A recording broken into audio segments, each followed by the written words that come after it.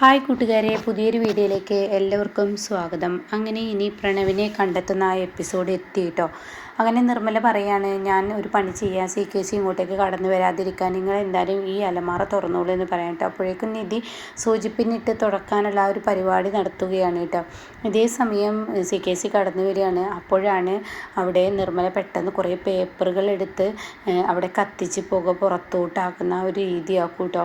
അങ്ങനെ മൊത്തത്തിൽ കത്തിച്ച് പുക മാത്രം പുറത്തോട്ട് വരുന്നത് കാണുമ്പോൾ ഇവരിങ്ങനെ പേടിയോട് കൂടി നോക്കുമ്പോൾ ഉടൻ തന്നെ നിർമ്മല ഓടി വന്നിട്ട് പറയാണ്, അവിടെ ആ ഒരു CKCയുടെ ഓഫീസ് റൂം കത്തിപ്പിടിച്ചിരിക്കുന്നതെന്ന് പറയാം കേട്ടോ.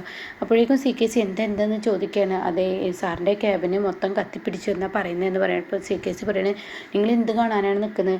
അപ്പോൾ ഈ സമയം നിധിയും പാറുവും പറയണേ, എന്തായി നിധി, ഇനിയിപ്പോൾ തുറന്നു എന്ന് ചോദിക്കണം. ഇല്ല, അത് തുറക്കാതെ പോകാൻ പറ്റത്തില്ല, പവിത്രനെ ഇന്നത്തോടു കൂടി നമുക്ക് കൊണ്ടുപോകണമെന്ന് പറയട്ടെ. അങ്ങനെ അവർ കാര്യമായി തന്നെ ഇങ്ങനെ ട്രൈ ചെയ്തുകൊണ്ടിരിക്കുക. അപ്പോൾ ഇപ്പുറത്താണെങ്കിലോ CKC പറയണം, നിങ്ങൾ എന്താ നോക്കി നിൽക്കുന്നത്, പെട്ടെന്ന് ഫയർഫോഴ്സിനെ വിവരം അറിയിക്കുമെന്ന് പറയാം കേട്ടോ.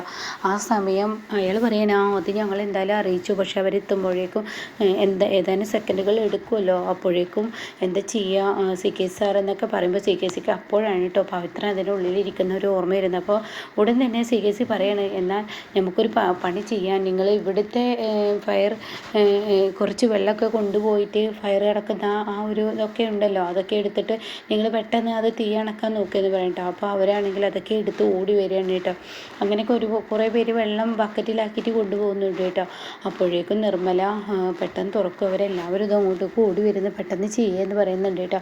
അപ്പോൾ റൂം കാര്യമായി തന്നെ നല്ല പുക ആയിട്ടുണ്ടാകും, കാരണം റൂമിൻ്റെ ഡോറ് അടച്ചിട്ടിരിക്കില്ല. അതുകൊണ്ട് തന്നെ ആ കത്തുന്ന തീയുടെ പുക ഫുള്ളായിട്ട് അതിൽ തന്നെ പിടിച്ചിരിക്കുകയാണ്.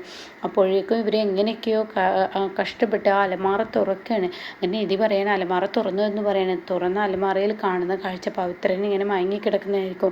പവിത്രനെ കാണുന്ന ഇവരാകെ നടുങ്ങിപ്പോവാണ്. 3 പേരും ഒരേ ഷോക്കിൽ നിൽക്കണം കേട്ടോ. അപ്പോഴേക്കും പവിത്രൻ ആ ഷെൽഫിൽ നിന്ന് അങ്ങ് വീഴുകയാണ്. ഇതോടുകൂടി അയ്യോ ഇനി എന്താ ചെയ്യുക, പെട്ടെന്ന് വെള്ളം എടുക്കും. അപ്പോൾ CKC ആണെങ്കിലോ പുറത്ത് നിന്ന് പെട്ടെന്ന് പോയി തീ അണക്കെന്ന് പറയണേ. എന്നാൽ ഇവരാണെങ്കിലോ ആ ഒരു കൊണ്ട് പോയതാണല്ലോ, അപ്പോൾ അവർക്കത് എങ്ങനെയാണ് തീ അണക്കുക എന്നുള്ളത് ആ ഒരു സിലിണ്ടറിലെ ആ ഒരു ഇത് അമർത്താൻ അവരെ അറിയില്ല കേട്ടോ. അപ്പോൾ CKCയുടെ അരികിലോട്ട് അവർ തിരികെ വരും. അപ്പോൾ CKC ചോദിക്കുന്നത്, നിങ്ങൾ എന്തായി കാണിക്കുന്നത്, നിങ്ങൾ എന്താ ഇങ്ങോട്ടേക്ക് തന്നെ വന്നിരിക്കുന്നത്, അത് ഓണാക്കി എങ്ങനെയെന്ന് ഞങ്ങൾക്ക് അറിയില്ല എന്ന് പറയട്ടെ. അപ്പോൾ അത് എങ്ങനെയെന്ന് CKC കാണിച്ചു കൊടുക്കുന്നത്. അപ്പോൾ CKC ആണെങ്കിൽ, ഈശ്വര, പോലീസ് വന്നാലും പ്രശ്നമല്ലോ, ഫയർഫോഴ്സ് വന്നാലും പ്രശ്നമല്ലോ, പവിത്രൻ ആ അലമാറക്കുള്ളിലുണ്ടല്ലോ, എന്താപ്പോൾ ചെയ്യാമെന്ന് CKCക്ക് ടെൻഷനും കേട്ടോ. നിങ്ങളൊക്കെ എന്താ നോക്കി നിൽക്കുന്നത്, പെട്ടെന്ന് നോക്കി എന്ന് പറയണേ.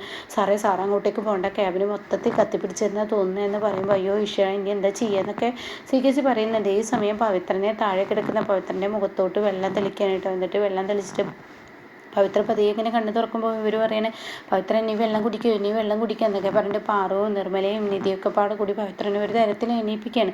പിന്നീട് പവിത്രൻ്റെ കൈയും കാലും കെട്ടൊക്കെ അഴിച്ചെടുക്കുകയാണ്. പവിത്ര എന്ന് പറഞ്ഞ് വിളിക്കുമ്പോൾ പവിത്രം പതിയെ കണ്ണു തുറന്ന് വരികയാണ് കേട്ടോ. അങ്ങനെ വെള്ളം കൊടുത്ത് പവിത്രൻ്റെ ആ ഒരു ക്ഷീണം മാറ്റിയിട്ട് പവിത്രനോട് പറയാം, പെട്ടെന്ന് നമുക്ക് പോകാമെന്ന് പറഞ്ഞിട്ട് അവർ പിറകിലെ വശത്തൂടെ അവരെ ഇറങ്ങി പോകുന്നുണ്ട് കേട്ടോ. നിധിയും പവിത്രനും അതുപോലെ തന്നെ പാറുവും കൂടിയാണ് ഇറങ്ങിപ്പോകുന്നത്. ഇതേ സമയം നിർമ്മല പെട്ടെന്ന് പുറത്തോട്ട് കിടക്കുകയാണ്. അപ്പോഴേക്കും ഇവർ ഈ CKCയുടെ ക്യാബിനുള്ളിലോട്ട് വരികയാണ്. അപ്പോൾ ഉടൻ തന്നെ നിർമ്മലയെ കണ്ടപാട്, ഇതെന്താ നിങ്ങൾ ഇവിടെ നിൽക്കുന്നത്, അതിനുള്ളിലോട്ട് കടക്കാൻ കഴിയുന്നില്ല, നല്ല തീയാണ് എന്ന് പറയുന്നുണ്ട്. അപ്പോൾ ഈ സമയം നിങ്ങളുടെ കൂടെ 2 പേരുണ്ടായിരുന്നല്ലോ, അവരിവിടുത്തെ തീയും പുകയും കണ്ടപ്പോൾ അവർ പേടിച്ച് പണി വേണ്ടെന്ന് വെച്ച് പോയി എന്ന് നിർമ്മല നുണ പറയാണ് കേട്ടോ. അങ്ങനെ പിന്നെ വശത്തു കൂടെ അവർ പോയി എന്ന് പറയണേ. അപ്പോൾ അത് ആ സ്റ്റാഫ് അങ്ങ് വിശ്വസിക്കുകയാണ്. പിന്നീടാണെങ്കിൽ ഇവർ ഈ ഒരു ക്യാബിലോട്ട് കിടക്കാൻ നോക്കുന്ന ആ ഒരു ഇതാണ് കേട്ടോ. എന്നാൽ ഈ സമയം ഇപ്പുറത്താണെങ്കിൽ പവിത്രനും നിധിയും അതുപോലെ പാറും കൂടി യാത്രയുമാണ്. അപ്പോൾ ഉടൻ തന്നെ നിധി ചോദിക്കുകയാണ്, പവിത്ര നിനക്ക് അറിയോ പ്രണവ് എവിടെയാണ് കിടക്കുന്നതെന്ന്? ഓ എനിക്കറിയാം, ഈ വഴി പോയാൽ ലെഫ്റ്റിലോട്ട് എടുത്താൽ മതി എന്നൊക്കെ തന്നെ പറയണേ. ആ സമയം പാറുവിന് പെട്ടെന്ന് ഒരു ചുമ വരികയാണ്. അപ്പോൾ ഉടൻ തന്നെ നിധി പറയണേ, എന്താ എൻ്റെ എന്തെങ്കിലും പ്രശ്നമുണ്ടോ? ഇല്ല കുഴപ്പമില്ല, നിങ്ങൾ വണ്ടി എടുത്തു എന്ന് പറയണേ. ഇതേ സമയം ഈ മാനേജർ ഈ റൂമിലോട്ട് CKCയുടെ റൂമിലോട്ട് കയറുകയാണ്. അപ്പോൾ അവിടെയാണെങ്കിൽ വെറും പുകയുള്ളൂ.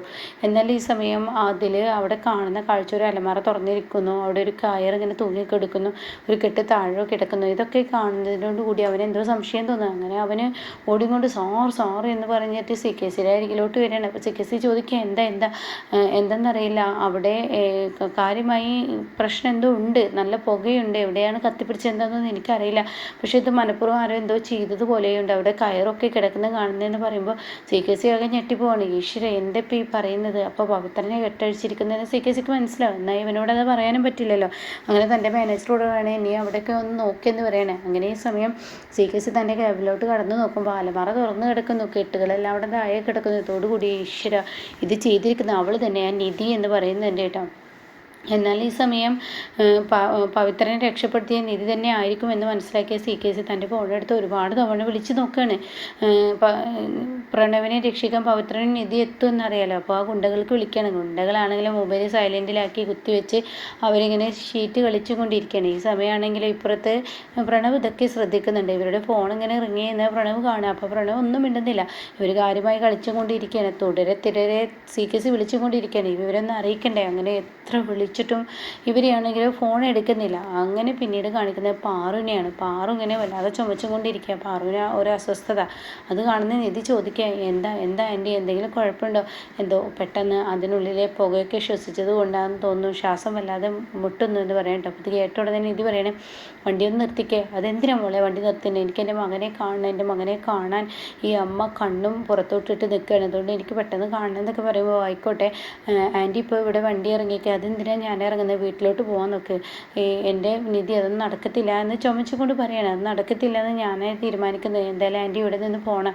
ആൻറ്റി ഇപ്പോൾ പെട്ടെന്ന് വീട്ടിലോട്ട് പോകാൻ നോക്ക്. എന്തിനാണ് ഞാൻ പോകുന്നത്? അതെ ആൻറ്റി, ഇപ്പോൾ ഞങ്ങളുടെ കൂടെ വന്ന ആൻറ്റിയുടെ ആരോഗ്യസ്ഥിതി വളരെ മോശമാണ്. അതുകൊണ്ട് തന്നെ പ്രണവിനെ രക്ഷിച്ച് ഞങ്ങൾ കൊണ്ടുവരും. മാത്രമല്ല അവിടെ പോകുമ്പോൾ അതിൻ്റേതായ ബുദ്ധിമുട്ടുകൾ ഉണ്ടാവും. അത് കേട്ടുള്ള തന്നെ പവിത്രം പറയണത് അത് ശരിയാണ് രീതി പറയുന്നത്. കാരണം അവിടെ പെട്ടെന്ന് അങ്ങ് രക്ഷിച്ച് കൊണ്ടുപോകാനൊന്നും പറ്റത്തില്ല. CKCയുടെ ആളുകൾ അവിടെ വന്നിട്ടുണ്ടാവും. അപ്പോൾ അതുകൊണ്ട് അതിൻ്റേതായ ദ്രോഹങ്ങളൊക്കെ ഉണ്ടാകുമെന്ന് പറയണം. അപ്പോൾ വയ്യാത്ത ആൻറ്റിയെയും കൊണ്ട് അങ്ങോട്ടേക്ക് പോകാൻ ഞാൻ തയ്യാറല്ലെന്ന് പറയുമ്പോൾ ശരി ഞാൻ വീട്ടിലോട്ട് പോയിക്കോളാം എന്ന് പറഞ്ഞ് ഇറക്കി വിടണം.